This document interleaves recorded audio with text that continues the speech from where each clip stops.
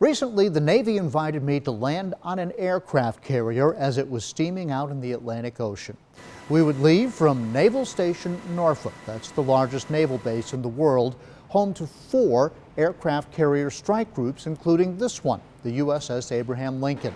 We would also learn about the ship's F-18 fighter jets and fly in its helicopters, or helos in Navy terms. But before we could do any of that, we had to learn to survive. This is now considered high-risk training at this point.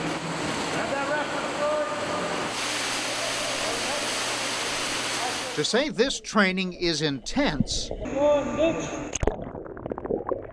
is an understatement.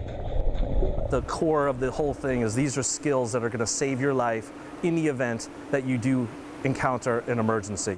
We do this by increasing joint combat readiness. After about an hour of classroom training where we learned about all the ways you can die in the water, all the gear that sailors and aviators wear, and what felt like complicated safety techniques, it was time for the pool.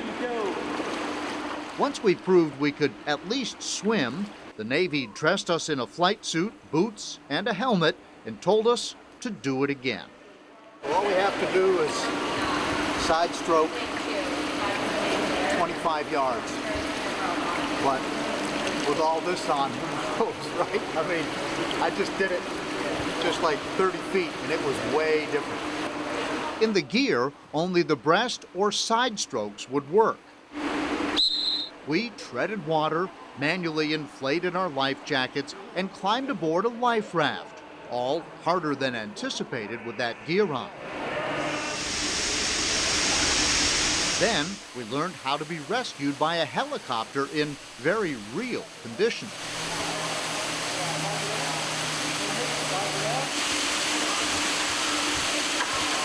Take your visor up and just watch your step on the way down. All right. Dude, that was a trip. You'll work your way around. When you get to the bottom, you can switch hands, and then you'll finish at the top.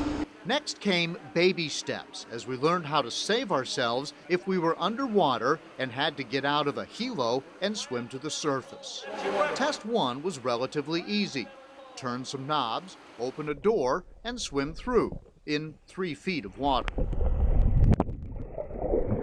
But the next test was worse. Strapped into this chair with a 5-way harness, you're tipped upside down and told to swim through a window.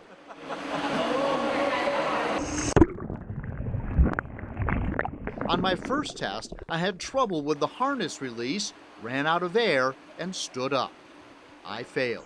All right, can I do it again? The second try was a charm, no issues. But I had second thoughts now about the big test of the day, the dunker. It's not about more like scaring students, it's about building confidence. The dunker certainly doesn't look like a confidence builder. It simulates a helicopter crash in which you're turned upside down. Here we go. This is what it looked like from my vantage point. I was actually flipping over the top of the people across from me. Once underwater, the harness released easily, and we all made it out with no issues. You just got to trust your instincts. You've got that hand on there, you just trust it, just pull, and there it is. At the end of the day, you feel that if you can survive Navy training, you can survive anything. This is impressive. Really? You think so, Yes. huh? Yeah. It was goodness. serious. I thought they were going to kind of walk us through the motions. Full on.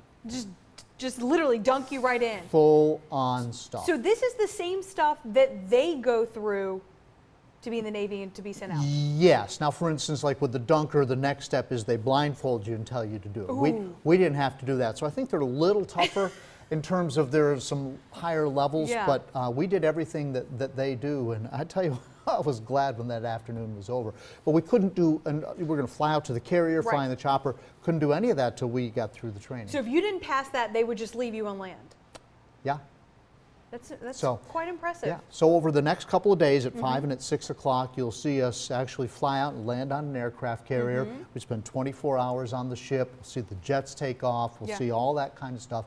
And I've also put a whole bunch of other stories that will not appear on the air on WSLS.com. So actually there's 8 more stories on WSLS.com. They're all there, so check it out. So were you nervous? You don't have to tell. When we got done with the classroom, before we went in the pool, I was ready to have a nervous breakdown. Really? I was like, I'm out, I'm going home, that's it. I started to panic just watching the video of that, the big dunker lowered into the water. Well, and they say that that is, that a lot of people really hate the dunker. Oh, I bet. A lot of sailors, yeah. So, all right, well, good job. thank you. Maybe you have a future in the Navy. Welcome to the Navy. Not exactly luxury travel. This plane is a Grumman C-2 Greyhound, what the Navy calls the COD, short for Carrier Onboard Delivery. Our ride to the USS Abraham Lincoln. We board through the cargo ramp in the back. It's a pretty good step up. Ear protection is mandatory. So is head protection. We're wearing helmet-like gear the Navy calls a cranial. We're going to be taking a left and landing for Daddy. We're taking a left and landing for. The flight attendant won't be bringing us any drinks on this ride, and he won't be showing us how the seat belts work. The crew straps everyone in tight to a 4-point harness. By the way, did I mention we're seated facing backward? This is life on the COD. It transports people and packages daily to the carrier, landing on deck just like the jets. It holds about 20 people, and some pilots actually wear Amazon patches because at Christmas the plane is full of packages for those serving on the ship. It's rough inside, exposed wires and hydraulic lines. If something breaks, the Navy needs instant access to fix it. As we take off, a mysterious mist comes down the aisle. When we exhale, we can see our breath. After about an hour of bumpy flying, the crew let out a loud, "Here we go," whirling their hands in a circle above their heads. That meant we were about to land on the ship and hope the hook on the bottom of the plane would catch the wire, stopping us in 2 seconds.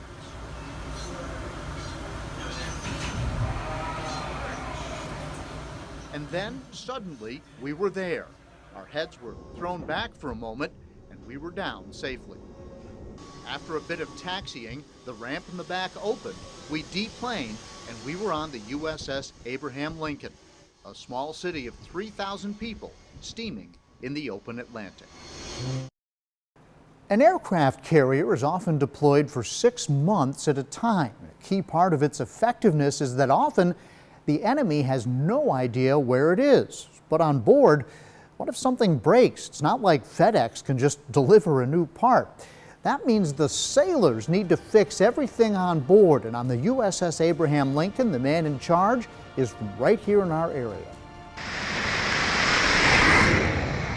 This is the exciting part of an aircraft carrier. FA-18s howling off the deck, while the crews in their color-coded uniforms perform what's been called a symphony of chaos. But below decks is everything that makes it tick. Thousands of people who might go all day and not even see the outdoors. It's utilized to unload the ammunition. And the one man who really makes it all happen grew up in the Roanoke Valley. Chief Warrant Officer Jason Grisso. For a small town boy, Roanoke, Virginia, Stewartsville specifically, it's absolutely eye-opening to see how people live. It's humbling, actually. Grisso wanted to follow in his father's footsteps, so he joined the Navy, hoping to learn a trade. Went down to the recruiting office off of Peters Creek one day, and they had me on a bus no more than 2 weeks later. For 9 years, he was a mechanic, traveling the world as a sailor and working primarily on planes. Then he began taking classes and got a degree, earning his current rank and responsibility. A strand of solder the size of a human hair connecting both of these will destroy the whole thing. From the smallest circuit board to the calibration of tools to the maintenance of the ship's firefighting equipment and the fighter jets themselves. If it's broken on the Abe Lincoln, it's Grisso's team that gets it fixed. So right now, your shop is fixing the computers that aid you in fixing the jets. Yes, sir. He showed us diagnostic computers called benches that determine why an F-18 might not be working properly. Right now, his team is fixing the computers themselves. Another team member adjusts the tension on a metal bar that attaches to a jet, releasing it at just the right pressure to send that jet down the deck and into the air. It has to be perfect. And all of this precise work must be done on board. Without Aircraft Intermediate Maintenance Department support, there's no way that we could launch the aircraft no matter where we are in the world. Grisso has been on numerous deployments to places like the Mediterranean, Portugal, Spain, Italy, Egypt, Bahrain, and Dubai. A long way from his upbringing in Stewartsville. It's been really empowering and then also enlightening to see how other people live their lives, and to kind of take that back home and share with some of my friends has been a really neat experience. He might be the most important person on the ship, huh? Yeah, well, they can't go far without him. There's no doubt about it. Man, that's overwhelming just thinking about all the stuff that he has to fix and know and understand. Right, and right. Wow, that's really impressive. And he kind of worked his way up the ranks, and and he's just one example of all the different people that it takes to make that ship or the Navy work. And so everything for me, I was there for 4 days, from the training to the flights to, whatever. The amount of respect that I have for the men and women who serve in our armed forces is quadrupled. Right. And I hope, because I already had a lot of respect for them, but going there and seeing them do it firsthand, seeing how hard everybody works and how disciplined they have to be, it's really eye-opening. I think that really shines through in the stories too, and then just generates more respect for the viewer as well. I hope our viewers have that takeaway. Going, yeah, it's a big deal. That's hard. The MH-60 Sierras are the Navy's version of the Army Black Hawk. We dabble in a little bit of everything. Maria Sabatino is one of 3 women among about 45 total pilots at the Norfolk-based Dragon Whale Squadron. It is absolutely exciting. There's a lot of power behind these aircraft and a lot that goes into them. I had a chance to experience that power firsthand when we lifted off for an aerial tour of Norfolk. Plenty of time to think about all that might have happened already from the seat in which I was sitting. We have our personnel recovery should one of our folks get trapped behind enemy lines separated from friendlies. We have our maritime interdiction operations. Often, they transport special forces like the SEAL teams. Another recent assignment in Texas, where the squadron rescued over 200 people from Hurricane Harvey, plus 8 dogs. Not only do these helicopters do search and rescue, this particular helicopter is being prepared for deployment, and they're testing the Hellfire missile launcher. That white box that's on there, what they're doing now is they're checking their release and control. So when the missile's on there and they press the button, it actually, a little explosive goes and shoots the rocket out. And then there's maintenance. C-power, close to stern. Always maintenance. 5 to 6 hours for every hour of flight. This thing has a lot of moving parts. So every hour that this thing flies, we have special inspections that we have to do. All of those moving parts make for a very effective platform for combat or rescue, flying not only from carriers, but from smaller amphibious ships as well. As to their name, the Dragon Whales, well, even the team says they don't know why their symbol is an octopus. An aircraft carrier is sort of like a small city cruising in the ocean. It has thousands of people on board, and they all live together for months at a time. The Navy recently invited me to land on a ship and then spend 24 hours on board learning to live like a sailor. Once we landed on the USS Abraham Lincoln, going from over 100 miles an hour to a dead stop in less than 2 seconds, it takes a moment to comprehend that you're on an aircraft carrier. Not only are we aboard one of the most feared weapons in the history of the world, but we're a part of a floating city, moving as fast as many of the ski boats at the local lake. No wonder other nations wince when a carrier with its up to 50 Stryker aircraft shows up in their waters. It brings great capability. We're able to project, the United States is able to project forces overseas without worrying about landing in foreign ports. And so it definitely gives the country and it gives the policymakers ability to help get our point across if we need to. In order to make it all work, there are about 3,000 people living and working on the ship. Sailors are literally everywhere. They need to be fed. They need to work out, in this case, in a gym with serious water frontage. They fight fires, patch pipes, and of course, here on the bridge, help guide the ship. The sailors love it. The sailors love being sailors. They love getting out here, and they are really getting to the top of their game. That may be surprising, the loving it part, when you see where the sailors live for months at a time. This is all the space that a sailor has for the duration of the trip? Yes, so I mean you've got your space here in the coffin rack, and then you've got a locker here as well. So there's not a whole lot of space available, so typically that's why you have your sea bag issue, and that's generally what you're supposed to bring. The ship has a store and post office. On Sundays, kitchen staff prepares a brunch that's not to be missed. In the officers' mess, there are even carving stations. Thank you. The dust here is running rampant like crazy. For an hour every morning, everyone on board cleans, really cleans, the brass, the floors, and a never-ending battle with dust. But this is what a carrier is really all about. Launching and recovering jets, helos, and a variety of other planes that help take the fight to the enemy.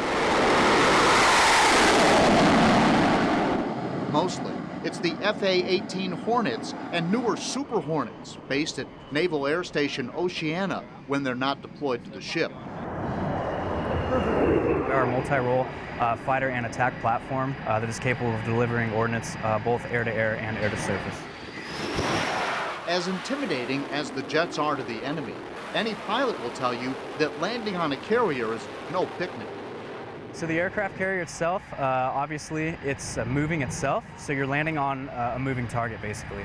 Out of everything I've done in the Navy, flying the Super Hornet, the most scared I've ever been is landing on the aircraft carrier at night.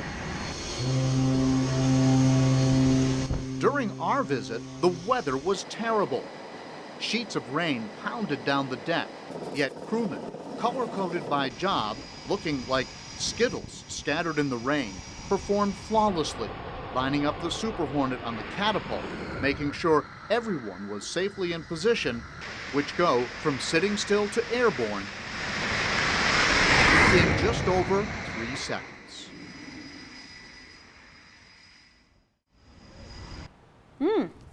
I love this perspective. You know, all the background, the behind the scenes stuff. That's just so interesting. And the Navy gave us lots of access. Now, Right. we wanted to go in some of the rooms that were marked top secret, and they're like, no, that's some proprietary stuff. But we don't want the bad guys to find out. Yeah, exactly. The enemy, as it were. But they really let us see a lot of stuff. And you were right next to the jets. We could see the pilot's eyes when they were taking off. That's incredible. And when those jets take off, it shakes you to your very bones. Wow. They had the ear protection on. I was Right. ready, but I wasn't ready for that, like the way For the jolt. The jolt. It really is Yeah. interesting. So now we've had a couple of people from our area who have key roles on that particular aircraft carrier. Oh, okay. And so tomorrow at 5 o'clock we'll go flying in a helo, and then tomorrow night at 6 we'll meet one of these people from our area. He's in charge of fixing everything on the ship. Interesting. And yes, went to Staten River High School. You're just kind of walking us right on through the process. There we go. Very Yeah. cool. Thank you.